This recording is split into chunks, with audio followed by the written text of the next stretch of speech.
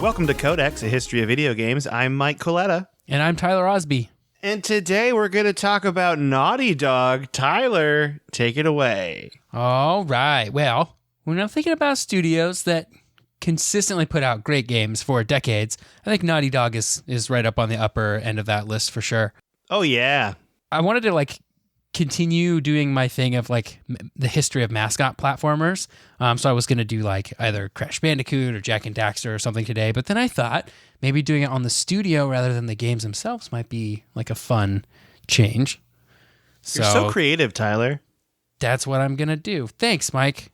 You're welcome. Hashtag compliments. Hashtag greatness. I'm just throwing out a lot of hashtags in real life nowadays. Yeah, well, you got to make it easy to search for the things you've said. Oh, yeah, obviously. In the database of audio I have. I'm always recording myself. I am also the most obnoxious person in the world. Yeah, Mike starts each day with Captain's Log and then says the star date, but he says the actual star date, which I'm sure there's a formula for figuring out star dates, but you know it. I also have paid for 1 million terabytes on my Google Drive so I can record every waking moment of every waking day. Sorry, you can continue. All right. Well, my first Naughty Dog game was Crash Team Racing. Did you ever play Crash Team Racing? I think I played it, but I played it as one of the first iPhone games, original iOS games. Yeah. Oh yeah, they had a Nitro Kart game for iOS. That was back when they were putting real games out on iOS and not just mobile trash. And then they're like, oh wait, we could make a bunch of microtransactions and make a bunch more money. We'll do that instead. Oh, the days before microtransactions. The good times. Yeah, the good old days. Well, Crash Team Racing was a Mario Kart clone for the original PlayStation that I think might actually be better than Mario Kart 64. That's a hot take if I ever heard one. Wowzers. It's like blasphemy to besmirch the Mario Kart 64 name, but I think Crash Team Racing really just checked all the boxes for me. It had a cool story mode, kind of like how Diddy Kong Racing did. All the characters were really fun, so I really liked it. And yeah, I might fight you over that if you want to get into a kart racing fight. I never want to fight you because we're really good friends, and that would bum me out. But I feel like a heated debate may be in order. You know, one of these days. Yeah. Also, how do you have a story mode in that kind of game? How do they do that? Did you play Diddy Kong Racing? No, I didn't. That's why I was surprised by this. Yeah, so they have a story mode where there's a hub world that you drive around on, and then you will go up to Diddy Kong Racing works the same way. You'll go up to a character or an area of the map, and it will be like a mission system, and you just stop in front of the thing, and then it would be you want to do this race, and then it would take you to the race. That's cool. I like that. And there's a whole story. I forget what the storyline was for Crash Team Racing, but anyway, it was a cool game. I liked it. Better than Mario Kart. Hot take. Hot take. Yep.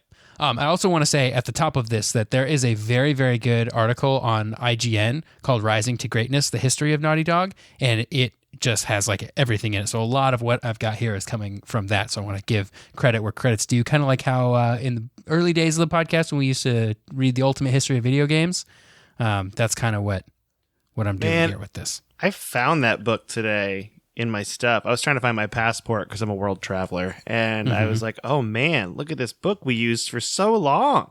Yeah.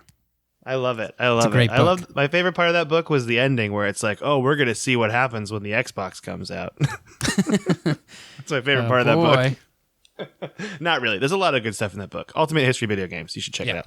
Yep. So anyway, Naughty Dog is the studio behind the Crash franchise, like I said, with Crash Team Racing, at least for the original PlayStation games. Where Crash went after that is sort of, that's a Universal Studios kind of thing. But the Crash franchise was pretty big in the 90s. And then in the PlayStation 2 era, they moved on to Jak and Daxter. And then for the PS3, they did the Uncharted trilogy and then The Last of Us, which is kind of hard to believe that The Last of Us was actually a PS3 game because it looks so good. Also hard to believe that The Last of Us came from the same studio that made Crash Bandicoot. Yeah, from the makers of Crash Bandicoot and Jak and Daxter comes this game that will make you cry in the first 10 minutes. Yeah. It's we're going to go from zany stuff to some real hard drama, really hitting you all in the feels. Yeah.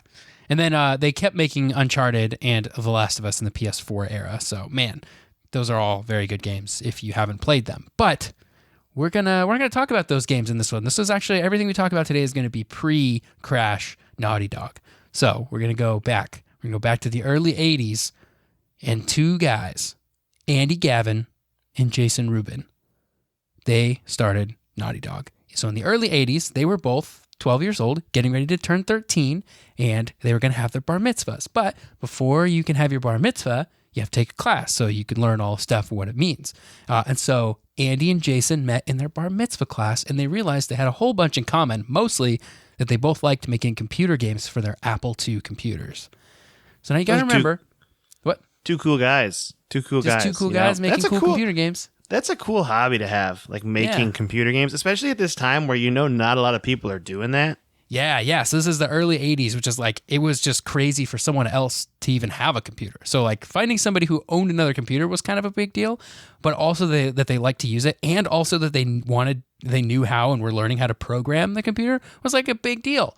So they became friends pretty quickly. Also, when you're 12 years old, it's super easy to make friends. That's true. I mean, I think it's really hard at 31. Yeah. I'm not interested anymore. I'm like, I have Tyler. I need no one else. That's what I tell people in bars that come up to me. Just strangers. Like, hey, Mike, you want to be my friend? You're like, nope. And I'm like, no, I have Tyler. I need no one else. And then I walk away.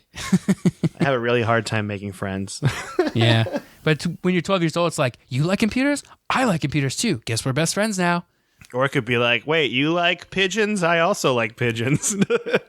Yeah, which is how we met when we were 12 years old. That's pigeons. True. Over pigeons. At a Jaybird tournament.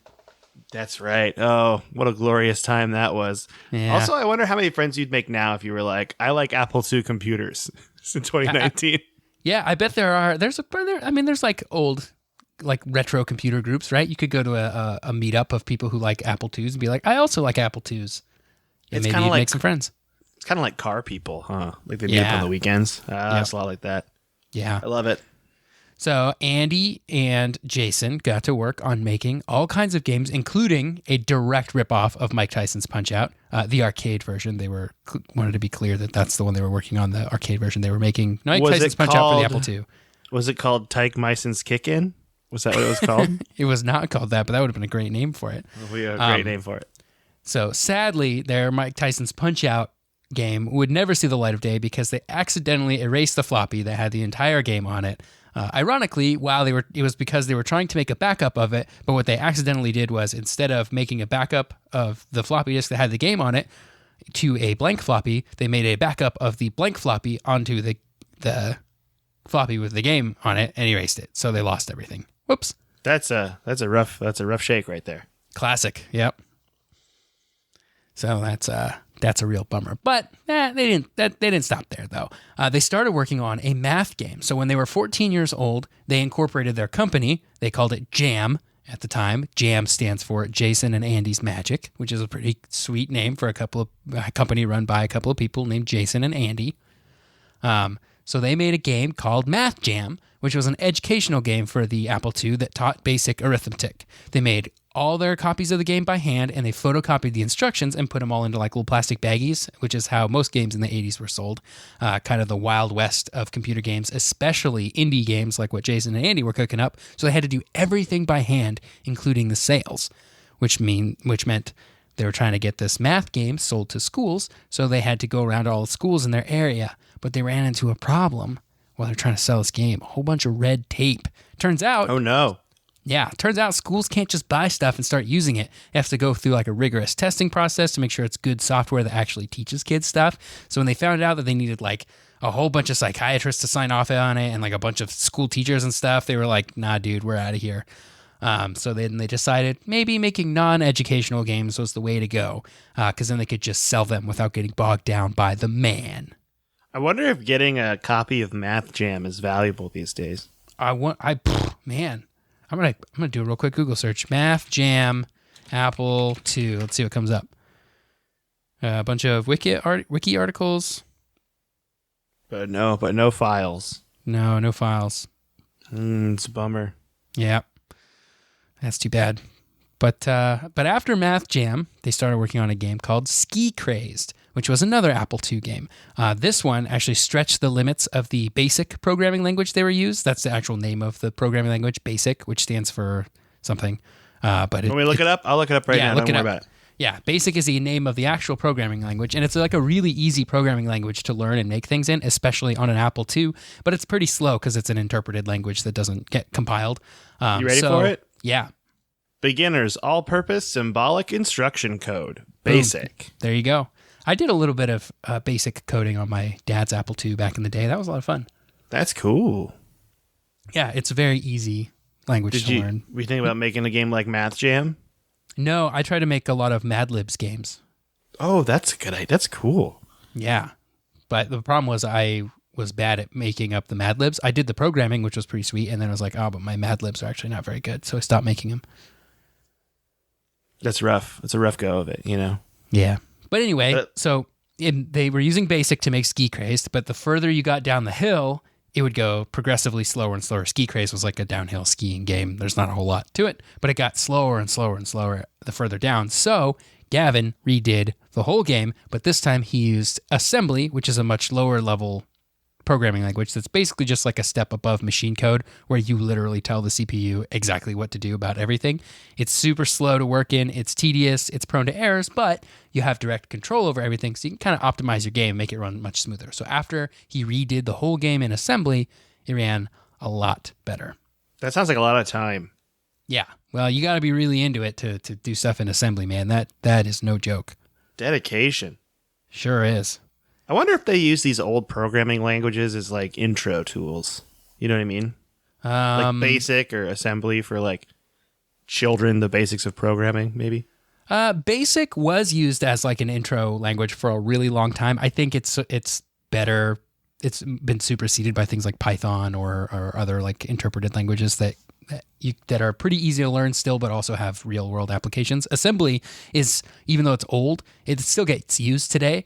But it's super hard. Like you would definitely not want to learn how to program using assembly. You'd be like, yikes, this takes too long. Got to get out.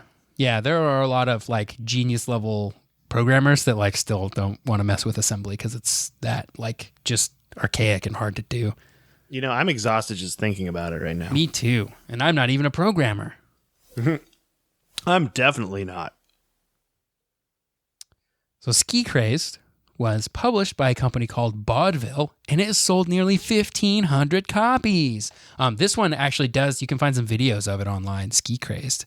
I just pulled one up on, oh man, the artwork is very interesting. Very 80s? Is it very 80s? It's super 80s, yeah. I love it. I want to see some pastel colors. That's what I'm looking for. That's exactly what you're going to get here. And it's like all pixely, and like you can tell it's very cool that it's even in color because like Apple II had like some very rudimentary color capabilities.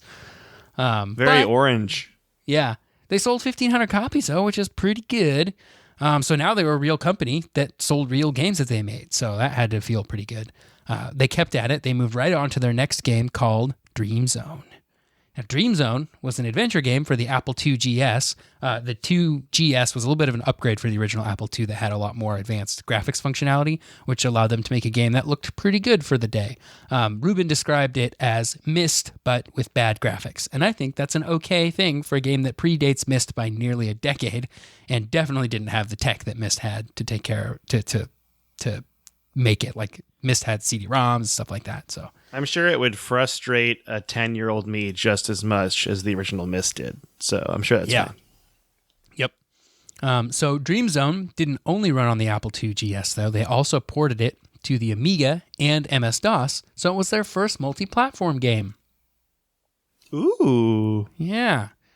And one of their... I mean, they would go on to make a few more multi-platform games, but once they get to the PlayStation era, they stopped making games for any other platform.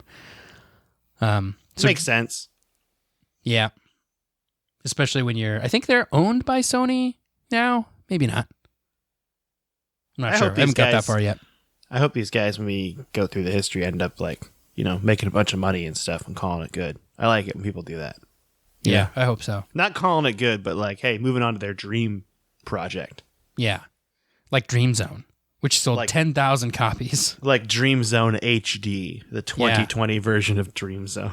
Dream Zone 2020 HD. It's like nearly 40 years later. But they sold 10,000 copies of Dream Zone, which meant that they made about $15,000, which is a pretty big deal because remember, they were still teenagers in high school. That's crazy. Yeah. How do they balance class and everything? I have no idea. It's like those TV shows where it's like Buffy the Vampire Slayer, where how do you still go to high school, but you have to kill vampires? It's like, how do you still go to high school, but you're making Dream Zone? Yeah. It's a way more boring version of Buffy the Vampire Slayer, probably. They're just in a basement doing code or whatever, drinking Mountain Dew. Not quite as exciting as slaying vampires. No, but still just as important, if you ask me. I agree.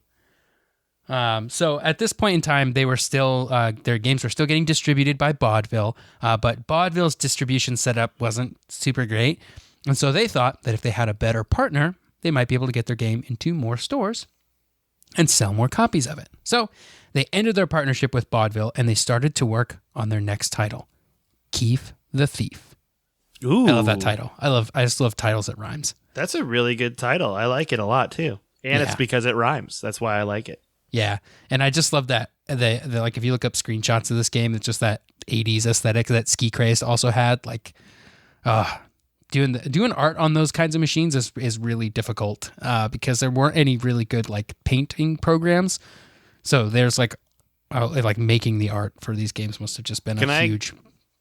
Can I go off on a small tangent right now? Yes, by please. You saying art in a game? I just saw on Reddit there's a new thing in Minecraft where, you know how in Minecraft you can look at a map and it shows you the world, but it's really rudimentary because everything's in blocks.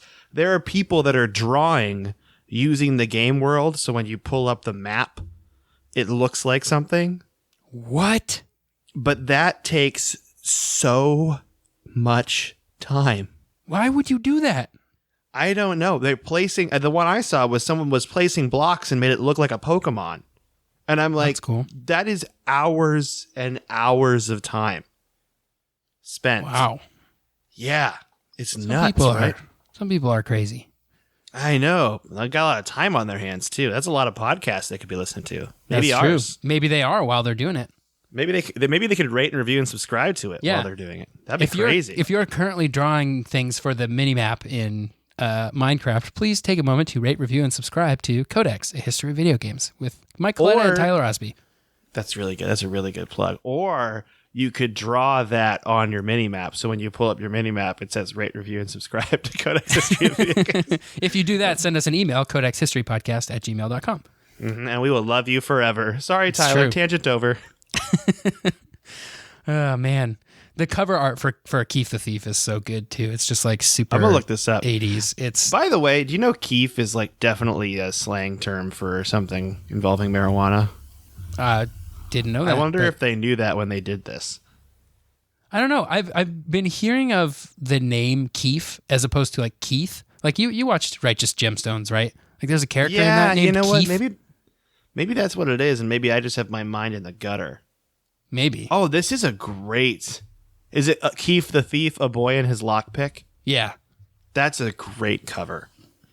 Everyone listening to this podcast, pull over your car, stop working out, and pull out your phone and just type in Keith the Thief into Google Images, and you'll see the first one is an amazing, amazing cover art. I would play this game now. This looks cool. Yeah. Well, let's see if we can find some videos of it on YouTube. Keith the Thief. They're definitely there.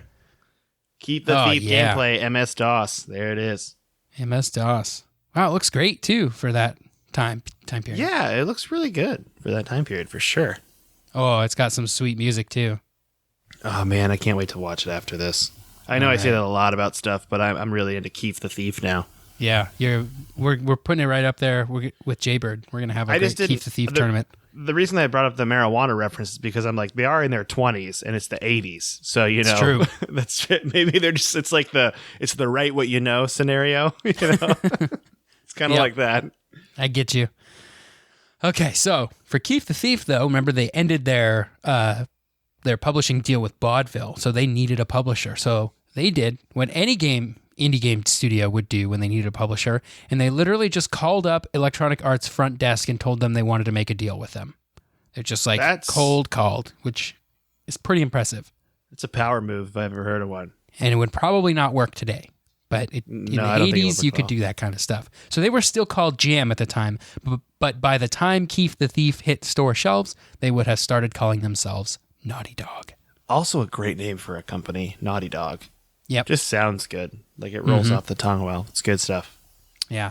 So Keith the Thief was a comedic RPG game. Originally, they didn't really want to make it a funny game, but EA sort of insisted, and they gave them a writer to write the game to make it more funny. And it was kind of their first experience with giving up some creative control over a game, and they didn't really like it.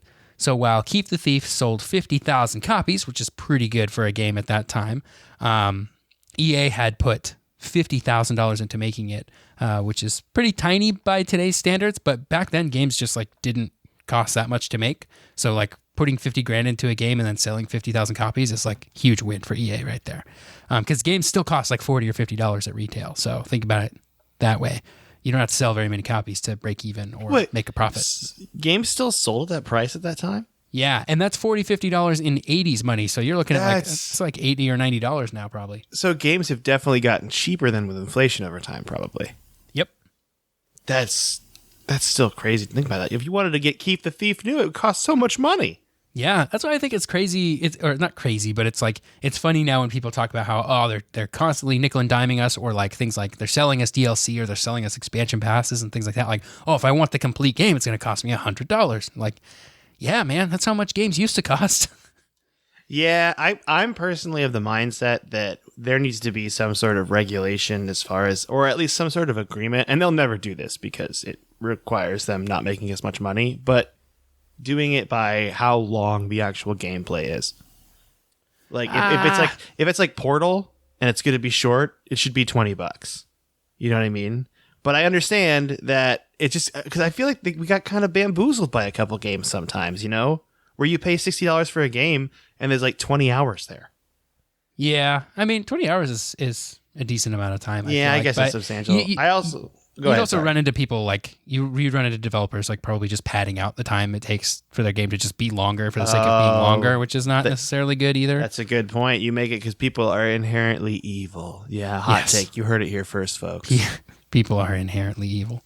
People are inherently evil, and Crash Kart is better than Mario Kart. Those are the two very equally important. If you take nothing else from this podcast episode, it's those two things. Philosophers over centuries have been thinking about those two topics. You know, are people inherently evil, and is Crash Racing better than Mario Kart? Okay, back to Jason and Andy here, making a bunch of money still off of this game.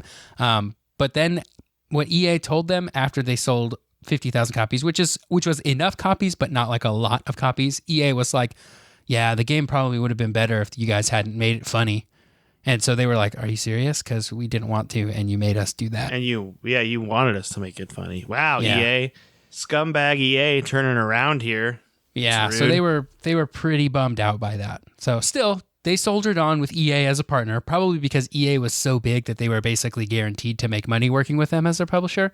So they pitched their next game called Rings of Power, and they got more funding to make than the money they made off of their last game. They got nearly $150,000 to make Rings of Power. So, wow, yeah, that's a lot of. I mean, they had proven themselves, I suppose. What if they were like, okay, we're going to pitch Rings of Power. Here we go. So, initially, the humans were given 6 rings by this evil entity, and then the elves were given 2 rings, and the dwarves were given 1 ring, and then they have to take little people to a volcano to murder it. Rings of Power. Ship it. They haven't made that movie yet. It's still just a book. Oh, also a wizard that looks a lot like Ian McKellen helps them out throughout their whole journey. Great.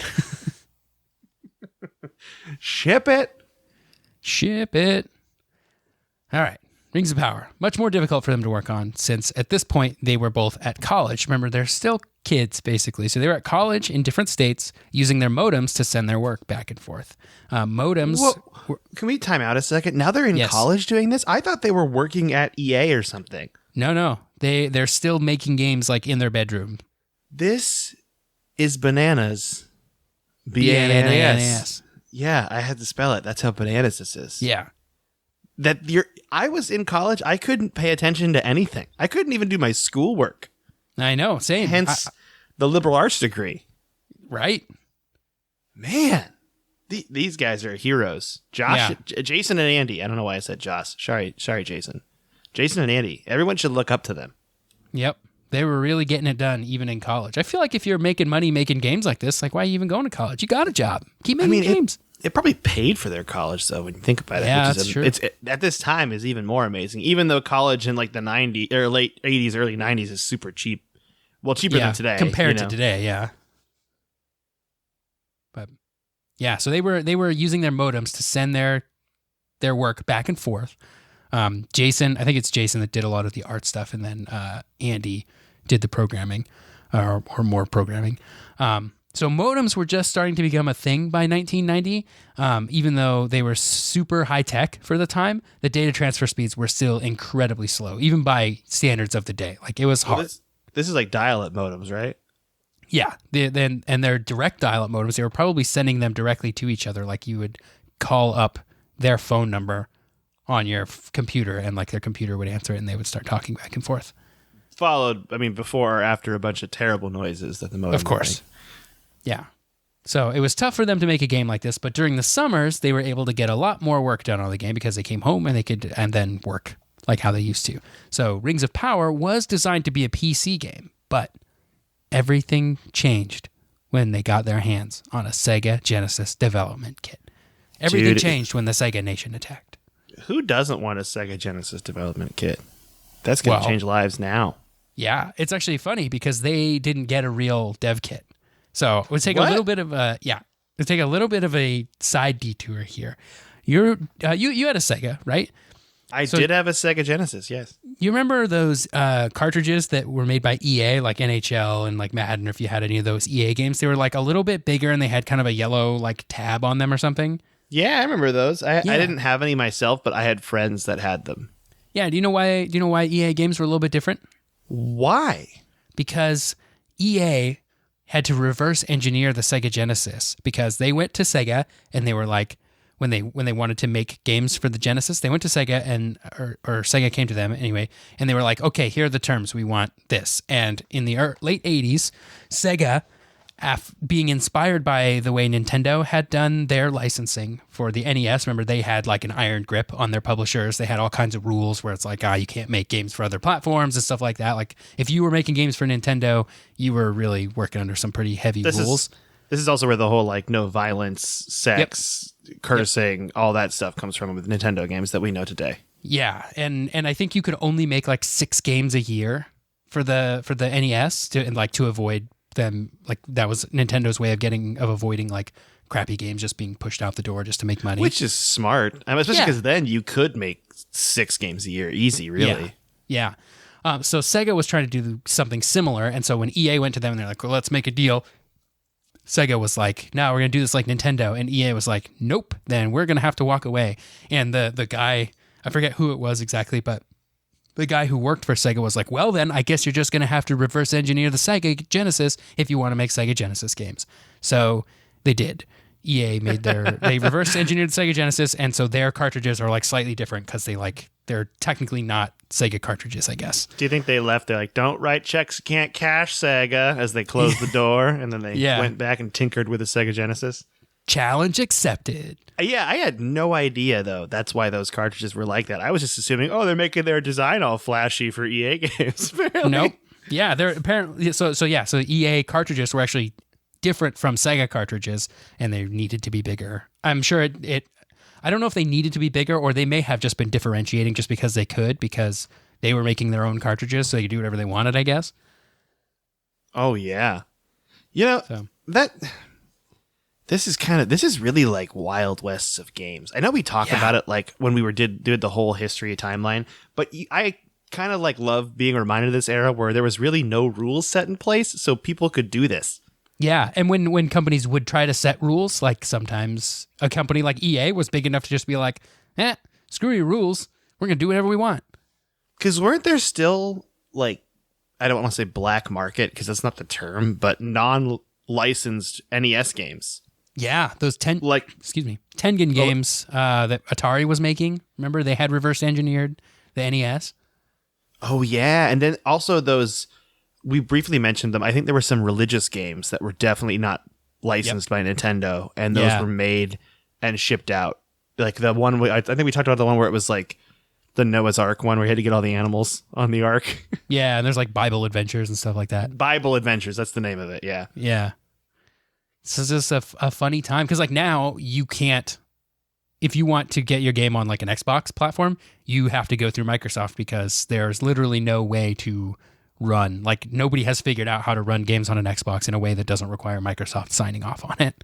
Oh yeah, that's 100%. Like for one of the jobs I do, like we have to submit indie games to like, or help submit indie games to like Nintendo or Microsoft, and it's a whole process. It's not not fast. It's very, very slow and tedious and detail oriented. Yeah, isn't that like certification process? There's like a name for that process. Yeah, it's certification process, I think is the right name for it. And we've done it for the indie game like PR marketing thing I work for. They do. I don't have an experience with it. I say we do it as in a royal we, like other people deal with that. But I know that's something we've done, and it sounds very detail oriented is how I would put it. And like nowadays, you even have to do that. So like for every update, so if you want to update your Battlefield game or whatever, like EA has to go to Microsoft and like say, here's our update. And then Microsoft like checks it out, and it takes a long time. That's why you'll see PC, like the PC version of a lot of games will get updated much faster than the Xbox or the PlayStation version, because it doesn't require that kind of certification. It's like every time I boot up Steam, I have an update. Yeah. I could close it and then 5 minutes later open it and I have a new update. So it feels like. Yeah, it feels like it's just re-downloading Steam every time I open it up. We went on kind of a tangent there, didn't we? We sure did. So anyway, the Naughty Dog got some Genesis dev kits, but they weren't real dev kits. That's where we're going with this. They were like hacked apart Genesises that EA had got just from the store, and they had all these like weird EA made like gizmos on them so they could use them for development, like debugging and stuff. So they weren't as elegant as an actual Sega development kit, but they got the job done. It's funny, there was a lot of electrical interference that would come out of these like hacked together dev kits. And so they would like cause TVs in the area to like, so like in their dorm room, basically like other people's TVs would get like sort of staticky and interfered with when they were using these dev kits. And they could sometimes figure out like what had gone wrong in the game when they're like developing it and trying to squash bugs and stuff. They could try to kind of figure out what was going on by the way the TVs around them would, the interference worked. So like when the Sega crashed, it like, the interference it gave off was different than when it was running normally. So they like would keep a TV on in like the corner of the room just to see how it ran, which I think is really funny. That's so funny. Also really annoying to be their dorm mates. Yeah, you know but nobody knew it was them that did it. They just would complain about their reception a lot, but they didn't know it was because that their roommates were making Sega games. I like that. That's a fun little anecdote. Yeah, so they got the job done, and the guys at Naughty Dog used these weird Genesis dev kits to make Rings of Power for the Sega Genesis. So the deal with EA worked out for them, allowing them to sell 100,000 copies of the game in just a few days. Wowzers. They sold out every cartridge they made of the game. So it was very successful. They sold every single cartridge, but EA still decided not to print more copies of the game. Instead, they opted to sell a different game, one whose cartridge was much cheaper to make because it didn't require as much memory. They decided to sell Madden instead, which was probably a good decision on EA's part, but sucks for Naughty Dog and Jason and Andy. It's a business decision, not an artistic decision, is how I would put that. You know, also, by the way, earlier I made a Rings of Power joke comparing it to Lord of the Rings. I don't remember how many rings each race got in Middle-earth, and I feel like I shouldn't have my nerd card anymore. Oh, somebody's about to send you a correction. I want to hear a hot email from someone, a heated email. If it makes you feel any better, I really don't know very much about Lord of the Rings at all. Really? I just sort of took a guess that that's what you were referring to. You know what? We could just one day sit down and popcorn read it, and it'll only take us like 12 years. It'll be fine. Yeah. I did watch them sort of relatively recently before the Hobbit movies came out, but I don't know. They're just not really my bag. See, they were really my bag in high school. Real into Lord of the Rings, this guy. Didn't tell a lot of people that, but real into it back then. Yeah. Well, just wanted to make a correction and apology to everyone. Yeah. I can't wait to get that email. Somebody will send us email with a correction, I'm sure. They'll be like, this email is directed at Mike and not Tyler at all, and it's entirely Mike's fault. Now, J.R.R. Tolkien, and it just goes on. And then there's a second part of the email where it's like, the reason that this is directed towards Mike and not Tyler is because I have no idea what to even say to Tyler because he just doesn't care at all, and it's just very disappointing, and there's a whole essay on why Lord of the Rings is the greatest thing ever written. Yeah, I'll be reading the email like, this email has footnotes. What kind of email has footnotes? This is They've crazy. Used MLA format to cite these things. That's just impressive. This is very well done, but also upsetting. Yeah. So our boys over at Naughty Dog got they got a little bit done over by EA. Not a good time. It's important to note that when in these days when games are coming out on cartridges, you had to really, as a publisher, you had to really plan for how much you thought you could sell of each game. Because if you made too many cartridges, because cartridges are very expensive to make, if you made too many of them and ended up just sitting on inventory, man, that could you could lose a lot of money off of that. Because if you can't sell them, they're no good for anything else. So it's a good decision for them to just be like, hey, we're glad we sold every single copy that we made of this game. We don't know if we can continue to do that, so we'll make one that we know will sell. Also, that's cheaper to make. Yeah. So, have you heard of American football? Have you heard of that? It's pretty popular around here. We have a celebrity named John Madden who has endorsed our video game, and we think that it will sell well. Unfortunately, John Madden's Rings of Power didn't sound as good. So Rings of Power, back to on that, here we go a little bit. Rings of Power was a Genesis game, but it was primarily built for PC, though they never actually sold it for PC. And while Naughty Dog didn't know it at the time, it was the last time that they would make a PC game. They were going all in on console games. Wait, can we do a quick timeout, though? There's definitely PC ports of Naughty Dog games, right? Like, is there like Uncharted for... No, it's a PlayStation exclusive. There wouldn't be. Nope. Crash got like a sort of HD remake. I mean, Naughty Dog didn't do it, but so like I guess in that sense, there's a PC port of the Crash whatever Insane trilogy or whatever. But Naughty Dog didn't make it. They didn't really have anything to do with the port, I don't think. That's pretty wacky to think about. You know what I mean? Mm-hmm. People would really like to play those games, I'm sure, on PC. But then again, that's just the nature of exclusivity. Yep. You'd think Sony would just be like, hey, you know what we could do? We could just put these on Steam and make a ton of money and walk away. Yeah. Well, I guess they want to give people reasons to buy a PlayStation. And if you could play all your PlayStation games without buying a PlayStation, whoops. I know, that's true. That's what Microsoft's doing right now, though. They're like, we don't care if you buy an Xbox or not, as long as you buy your game from us. You know what? I like Game that Pass. Model. They're selling games on the Microsoft store, and they're giving you all kinds of bonuses if you do that. I like that model, too. Oh, Game Pass, how I love you so. Mm-hmm. All right, so after Rings of Power, the guys took a little bit of a break. They were still a two-man operation, but the loss of creative control that they had with EA was enough to kind of sour them on the industry for a little while. So after they graduated college, they split up for a little bit. Andy went to MIT to get a PhD, and Jason went off to California because he wanted to learn how to surf. Which is good for them. As good a reason as any to go to California. I kind of want to learn how to surf, and I live in California. I should do that. And I kind of want to learn how to go to MIT. And get a PhD? Get a PhD. So Google that later. Yeah, I'm sure you can just do it real quick online. How to go to MIT and get a PhD. I'm sure there's got to be some sort of quick Yahoo answer for that, I'm sure. So Jason actually never learned how to surf once he got to California. He started a special effects company right away, and he got caught up in the biggest craze in computers in the early 90s, which was 3D graphics. Do you ever think he stares at the horizon of the ocean and thinks, man, what would have happened to my life if I learned how to surf? Yeah, it could be a totally different person. We could be a totally different world right now. We might not have got all these Naughty Dog games. Oh, man, it would have been tragic. Yeah. But also, sorry, I just yawned very loudly. I apologize. Are you okay? Yeah. I'm a little sleepy right now. The fall back is getting me. That's dude. True. Yeah, that gives you more sleep. That definitely gives you more sleep. I can't use that as a... I love this so much. An excuse. I was going to edit that yawn out, and now I'm going to leave this whole part in because that's so funny to me.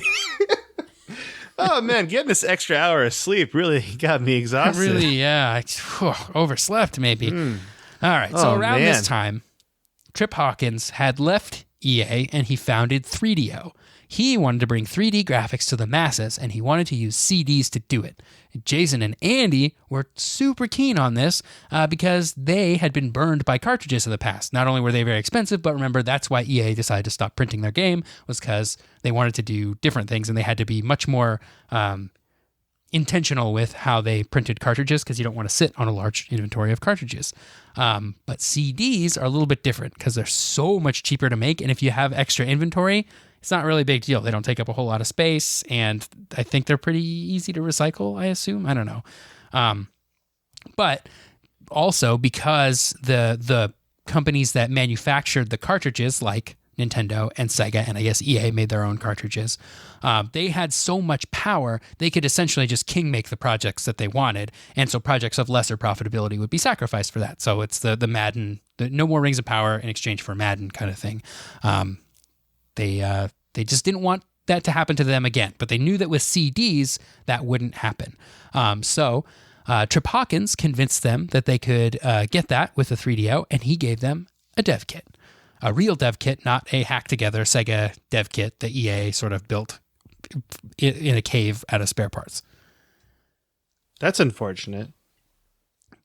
Yes. It's kind of what they're used to working with at this point. I know. So we didn't know what to do with a real dev kit. But they started working on their next game called Way of the Warrior, and they funded it themselves with their earnings from Rings of Power. This was another big move that they made because they didn't want anybody else to have creative control, because they had done Keith the Thief, and they were kind of feeling bad about that. And Rings of Power had, there was some similar stuff going on there where they just weren't quite in control of the game. And it allowed them to design it in a way that made sense to them. Because when you're making games, at least at EA, they required that you write the script and basically design the whole game up front and get that approved before you could actually start making the game. And they just wanted to start making it and iterating and making changes as they went and improved it as they went by, instead of designing it first and then making it with very little changes happening down the line. So by funding the game themselves, they were able to do that. Good for them. Yeah. Way of the Warrior was a cartoonish fighting game that came out right when fighting games were hot. So you got your Street Fighters, you got your Mortal Kombats, and I'm sure there's other fighting games. A third fighting game. Tekken. Tekken, I don't think was out yet. This is early 90s, I retract that. What else was there? Tekken. Yeah. I don't know. King of Fighters? No, King of Fighters was later too. Anyway, doesn't matter. Those games were really tearing it up at arcades, and so the 3DO wanted their own fighting game to compete with the Street Fighters and Mortal Kombats, and so Way of the Warrior was going to be their game. So they showed it off at CES that year, and they ended up having several companies fighting over who would get to publish it, which is very exciting for them. I think it was... Trip Hawkins wanted to publish it. He wanted 3DO to publish the game, so he wanted exclusive rights to it. Universal Studios also wanted a piece, and then I think the third one was Crystal Dynamics. They all sort of wanted different pieces. Crystal Dynamics, they were like half of their group of people trying to make this purchase. Half of them wanted to make Way of the Warrior and sell that game. The other half wanted them to take the engine and use it for the fighting game that Crystal Dynamics was working on, and so they were not stoked by the fact that they may end up not getting to work on the game that they wanted to make. So they went with Universal Studios, who gave them the most creative control out of all the companies that had been fighting for them. So this is good. It was a pretty big deal for them for the future, because 3DO would eventually fold. So if they had gone with 3DO, that would have ended up not working out for them. And we might not have a Naughty Dog today. So at Universal, they also liked Universal because it was in Southern California, and they were already there, or at least Jason was. So at Universal, Jason and Andy would start to work on another trend in video games, a mascot platformer. What could they possibly make in the mascot platformer genre? Find out next time on Dragon Ball Z. I don't know the soundtrack to that. Me neither. That's another nerd show that I didn't get into either. So that's also something that we'd probably get in trouble for, you know? Oh, for saying the theme song? Or like playing the theme song of a show. Yeah, there's like a certain amount you can use that's fair use, and it's I think it's 16 bars of a song. So as long as we just use 15, we're okay. Oh, good to know. Okay. Well, You know what I think I should do now with all my time is make a John Glames mascot platformer. Perfect. John Glames mascot platformer. I'm all about that. This game came out about 30 years after it would have been a thing. Yeah. Again, I want to stress that a lot of what I was talking about today comes from that IGN article, and this is where they also end their part one. I highly recommend checking that article out if you want to get some spoilers for next week, because I have a little bit of extra stuff on the side here, but the meat here comes from this IGN article, which is really, really good. That was very good, though, Tyler. I feel like I really know Naughty Dog now. Thanks. So this was fun to put together because I've always known Naughty Dog as that company that made Crash and everything after that, but I didn't know about all the cool stuff they did before and how it was basically just a 2-man operation up till Way of the Warrior. I think that's crazy. That is nuts, yeah. Yeah, they did end up hiring some contractors to help out with Way of the Warrior for some of the more tedious parts of development that are just like easy but really time consuming. But that was also the last game that they worked on only as a duo.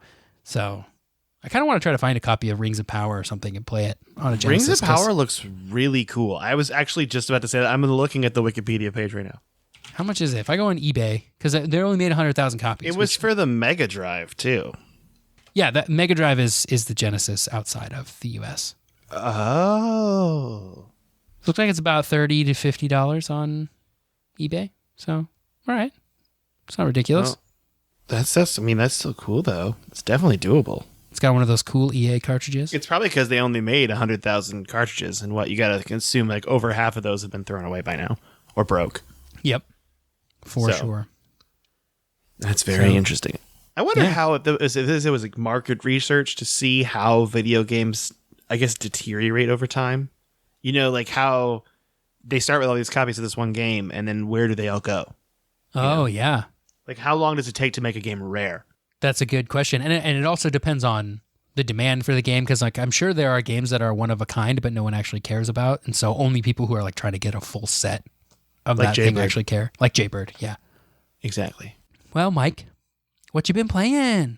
This week has not been a good week for me with video games, but I have played some Destiny 2, which is good. And I've also been playing a little bit of The Outer Worlds, but all of that kind of stopped because I had a bunch of stuff going on this week. I was out and about. I had a lot of shows this week, which is good, at night, but that's also like prime video game time. So I haven't really played a lot. I am still going to say The Outer Worlds has gotten me so excited. It just gets me excited to know, like, when I do have time, I can sit down with this and really get into it. Because I've had like hours or two here and there, but I haven't really felt like I've had that full like 2 to 3 hours I need to just get into it, Yeah, I need to get back into it. Like I played a good hour and a half one night and I was like, this is really fun, but then I haven't gone back to it yet. Yeah, it's so hard. Life gets in the way. That's the hard part about growing up is life gets in the way. And so you end up just starting a podcast about video games where you can talk about them. Yep. It's true. What about you? What have you been playing? This has been a bad week for me too. I played a little bit of Outer Worlds last week. Last night I sat down and played about 5 straight hours of Destiny. And it was very fun. But you really know how to make my heart sore. You know that? But that's pretty much it. I haven't made any more progress on Link's Awakening, which I need to do. Yeah, also, man, I got my hiccups. I've been really bad at Destiny really lately too. I just haven't been like. You just been grinding for powerful stuff? Is that what you've been doing? Yeah, I did. I did all my Crucible stuff. I did most of my strikes. I did the Gambit stuff last night. Man, I'm still tired of Gambit. I still am too. Every time too, and it's the easiest one though to get the 8 bounties needed. Yeah, for the powerful because he just gives you like 10 bounties a day. yeah, and a lot of those bounties are just play Gambit. So if you do 3, get the powerful, you'll have all your bounties by then. It's good. I've been playing a lot of momentum control to get my scout rifle kills. I'm at like 41% for Randy's throwing knife now, which feels pretty good. That's awesome. Yeah. What else did I do? I feel like there was something else I did. Maybe that's it. I don't know. Well, this is the crazy part about it. The season ends in 2 weeks. Oh, wow. It's that sudden. Yeah, Season of the Undying ends in 2 weeks, I heard. There's no way I can get all that stuff done in that time. Yeah. Yeah, I'm probably not going to hit level 100 at this rate, but that's fine. Yeah, I'm not either, but it's all good. You know, I kind of take Destiny. I love it. It's the game I come back to, but I'm by no means a hardcore player, you know? Yeah. I do remember the last thing I did. I got enough Chocolate Strange coins to get all the masks, so I got the gun, the Braytech, whatever, ghosty gun. I need to turn that in so I can get the ghosty gun, because I have a lot of them too. Yeah. Good to know. Now we're just talking about our Destiny lives. But yeah, I mean, there's some games. I am so excited for Jedi Fallen Order. I am. Oh man, I'm going to wait on the reviews for that, but I have faith in Respawn that they can make good stuff. So I will be patiently waiting. Is that on PC? That's going to be on PC, huh? It's going to be on everything, I think, and it all comes out at the same time, I believe. But I'll probably get it on Xbox just because I just like to chill and get those achievements and watch them pop. You know what I mean? Yeah, Jedi Fallen Order. Makes me feel so good. It comes out soon, like 2 weeks. Wow. Yeah, 2 weeks from now. And I think I'm going to also do the same thing, though. I'm not going to pre-order it. I'm going to wait. Yeah. Especially with a single-player narrative game. Like, you can wait. Yep. It'll go down in price pretty quickly, too. Yeah. So, I mean, I kind of want to try to beat a game since I've been, like, having serious game, like, attention deficit disorder right now where I just jump into a game and stop playing it. Like, jumped into Batman, Outer Wilds, like that Wolf Among Us game I started, like, a year ago, and I just left there, and I haven't played it since. Yeah. Like, I just can't finish a game right now. I just jump from one to the other because I don't have a lot of time. And, I need to complete one of these. I think the one I complete will be the Outer Worlds, though. Yeah. That's going to be the one I complete. Well, what's nice about Game Pass is, like, I don't feel locked in. Like, I haven't gone back to Outer Worlds, but I don't feel obligated to either, you know? Which is kind of nice. It's just like, if I feel like playing it, I will, and I don't feel like I have to just because I paid money for it, you know? Exactly. That's how I feel, too. But, yeah, it's an exciting time, though. I have a lot of friends that got Call of Duty, and I haven't seen them playing it online, which makes me think it didn't turn out the way they wanted it to. I've been thinking about picking that up, though. I heard they made some changes. Okay, I heard the campaign is very good. Okay. But I heard they made some changes to multiplayer that people do not like. That's the general consensus I gathered from the 5 minutes looking it up online one day, was that the campaign has a lot of Modern Warfare original feels, which is good. Oh, I'm good with that. Yeah, and I only really want to play the campaign anyway. I don't really... The days of me really getting into Call of Duty multiplayer ended with, like, Ghosts. That was the last one that I got really, really into. It has cross-platform play now, which is pretty sweet. That is sweet, though. We'll see. I have multiple friends that got it, and they just both have said, like, I haven't really played it that much. I'm like, oh man, are we just getting older and we don't play video games for like 12 hours a day anymore? Is that what's going on? But yeah, I'm excited about that too. But that one's never going to go down in price because it's Call of Duty. It won't go down in price until a year from now when the next Call of Duty comes out. Yep. And even then, like, good luck. Right? But yeah, it's been fun. It's been good. Hopefully this week I can play a lot more games, though. I kind of want to try to pick up some games on Steam because I'm going to go on the road for a week and a half, and I'm going to be just touring around. I have a lot of downtime during the day. Maybe I can make some your sweet laptop games happen, you know? Yep. If it doesn't start breathing heavily, which it's been doing lately. So it overheats. Oh, no. But yeah, well, this has been a great episode. Oh, we got another rating on Apple Podcasts. Thank you so much, anonymous person we can't find who did that. It means the world to us. Also, you can email us at codexhistorypodcast@gmail.com. You can find us on Twitter at mecoletta, MECOLETTA, or at SneakerElf for Tyler, and elf is spelled ELPH. And with that, that's the whole episode. We did it. Woohoo! Thank you all so much for listening, and goodbye, everyone. Bye.